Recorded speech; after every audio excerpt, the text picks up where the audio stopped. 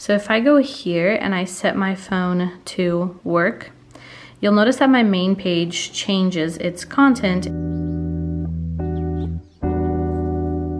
Hey guys, and welcome back to my channel. I just recently got the iPhone 15 Plus. I exchanged my iPhone 12 for it with Apple's return program, like recycling program, and it was the right time to update because this phone significantly improves the camera quality for these YouTube videos and a few other things that I'm really loving. I got the black version of it, which is really sleek in the back, and it's very nice and thin, and I just wanted to show you guys how I've organized it. I also got this very cool beige eco case, which is compostable, which I find to be a really fun alternative to plastic or silicone cases, and it's got these like specked details. It's very lightweight, very comfortable. I really like how it looks and feels on.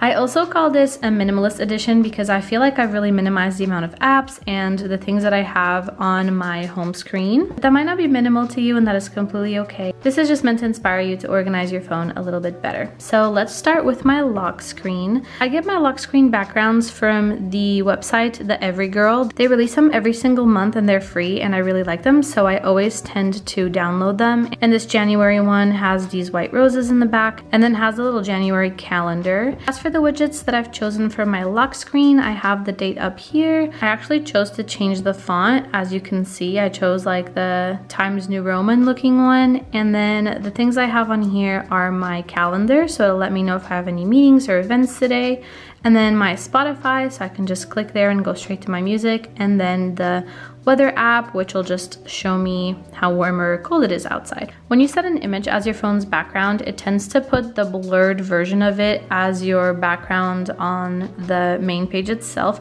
I don't like that blurred look, so I just leave the image as is, and it matches the one on my lock screen. Then to give you guys an overview of what's going on in my phone, I have this main page which has all the apps that I use on a daily basis.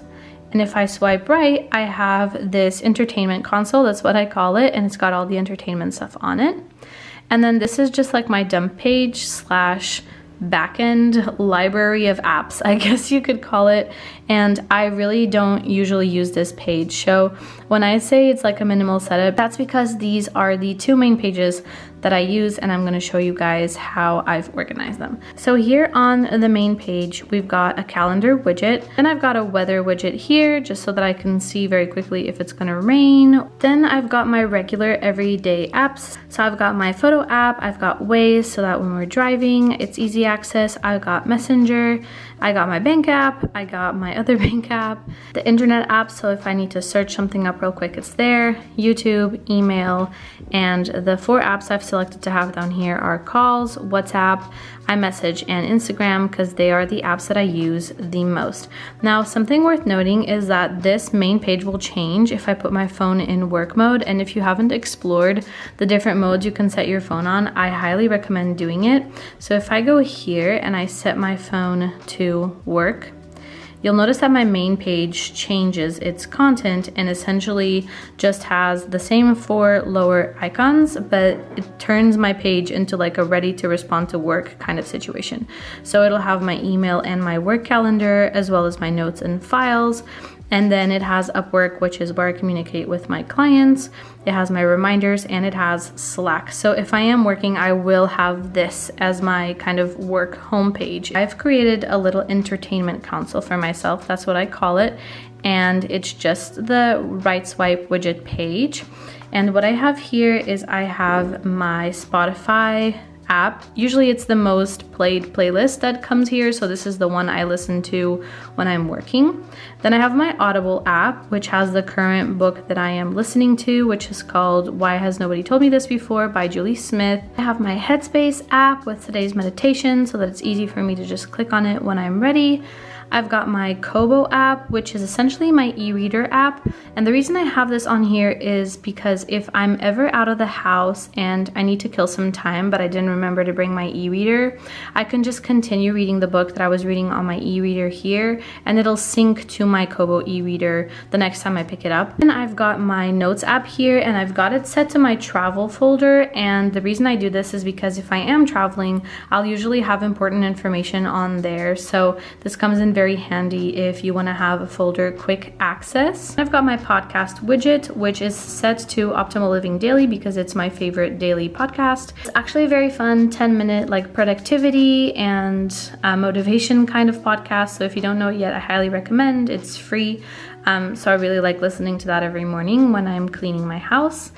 Then I have my screen time app here. I find that it just helps me realize when I've spent too much time on my phone, which actually today has been quite a bit. That's my little entertainment console. Obviously, you can set this up however you like, but I do recommend having it as opposed to having the apps over here because it just makes it easy for you to distinguish like your everyday use apps, like the useful ones, from your fun apps, if you will. Just to give you an idea of what the little dump page section of my phone has essentially. I know that there's an app library and that I technically don't need to have this, but this just makes it easier for me to find apps that I don't necessarily need every single day, but that might come in handy. For example, this KLM app I have right now is usually not here, but because I have a KLM flight tomorrow, I tend to download the airlines app on my travel days just for ease of use. I have this clock widget here because I work with clients that are in different time zones, so it helps me a little bit to be able to just quickly swipe and check what time it is there as I'm working so that I know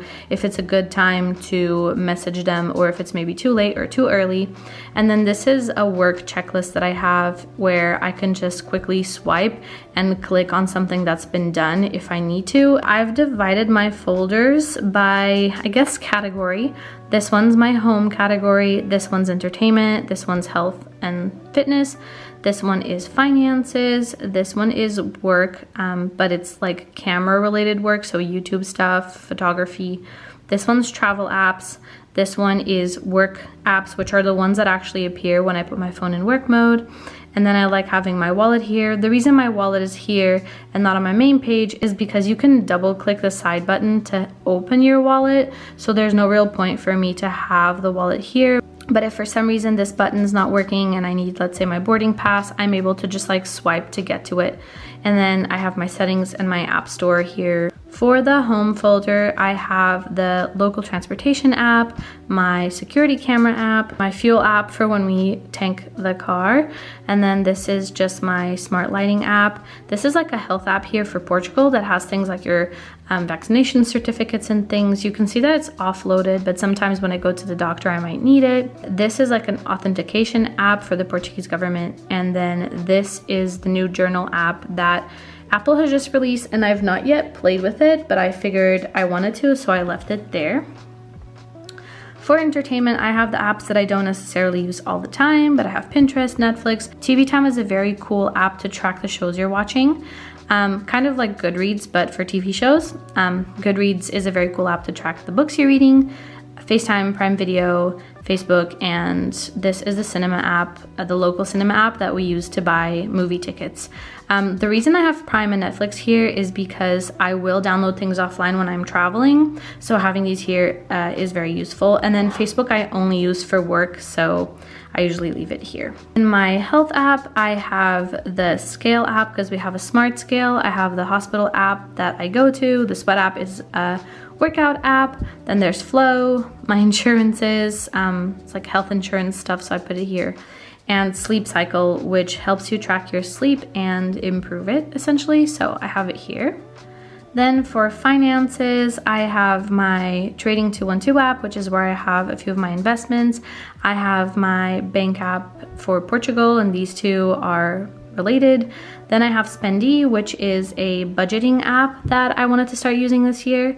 And then PayPal, and these are the local supermarket apps that I usually need to accumulate points or use discounts or coupons, so I have to leave these here. I go to the photography app. I have Anam, which is the app that I use to organize my feed on Instagram. It helps me choose what pictures to post next, like what pictures will look good on my feed. If you don't follow me on Instagram yet, do go follow me. It's at Sofia Abrantes. And I post a lot of like travel reels and content and stuff like that. I have Lightroom, which is the app that I use to edit, and Retouch as well. Snapseed is also an editing app. This app is the one that allows me to print pictures to my mini Canon printer. And Lens Buddy is an app that allows me to put my phone on like timer, and I can take some pictures with friends or with my husband if we're out and about. And then as for my travel app, I've got Uber, obviously. I've got C-Tickets, Booking.com because of hotel bookings, Airlo for buying eSIMs. I have Google Maps. Lookscope is for planning outfits when you travel, so I do use that for travel. Get Your Guide is the app that I use to book all of my activities when I am traveling. If you don't know them yet, I highly recommend you check them out. They allow you to book activities almost anywhere in the world with no prepayment necessary, and free cancellation up to 24 hours before, which is very handy if you like having flexible plans. And then I have 2 quick games. Only play these on the airplane, but it's good for me to have a few apps like this downloaded so that I can keep myself entertained on a flight. For my work folder, I have, once again, Upwork, I have YouTube Studio, Zoom, Canva, Reminders, and Slack. If you're considering upgrading to the iPhone 15 Plus, I highly recommend it. I've had so much fun with it so far. It's so thin and the camera is really nice. Just been loving it. So yeah, if you're new to this channel, please don't forget to like and subscribe, and I will see you guys in my next video. Bye.